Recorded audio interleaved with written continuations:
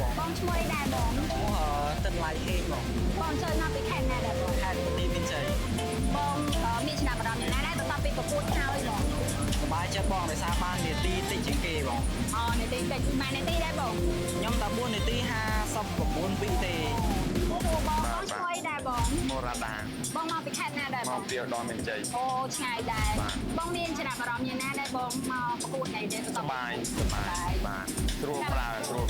បាទ នៅសួរបងឈ្មោះអីដែរបង សម្រាប់សុភីបង បងមកពីខេត្តណាដែរបង មកខាងកំពង់ចាម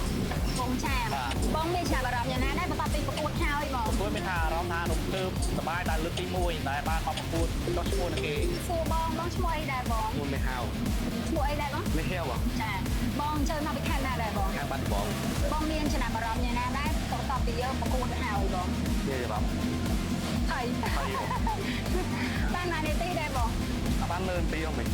បីដូចជា11 16 16អត់អីយើងនៅកែបន្តទៀត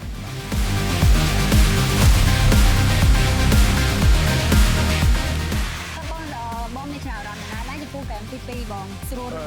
ទី1 អត់មានប្រមាបងព្រោះខ្ញុំធ្លាប់ប្រើម៉ាស៊ីនច្រើនដែរ ដែលប្រើគ្រឿងចាក់បាក់សៃនឹងពីមុនមកហើយបង បាក់ផ្សេងម្ដងម្កាល ម្ដងកា បាទ ចោះឥឡូវបានមកប្រើរបស់ JCB ហើយមានអារម្មណ៍មិនដែរបង មានអារម្មណ៍ថាស្រួលប្រើ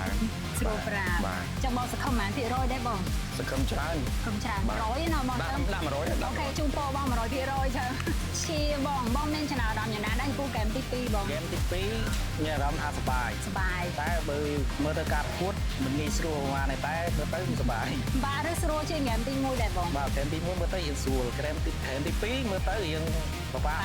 តែសប្បាយតិច បងដែរបើគ្រឿងចាក់បាក់សៃពីមុនមកឯងបង អត់ផងបង អត់ទេចុះបន្ទាប់ពីបើបោគ្រឿងចាក់បាក់សៃរបស់ JCB ហើយអារម្មណ៍មិនដែរបងស្រួល មាន ប្រើ អារម្មណ៍ស្រួលប្រើវា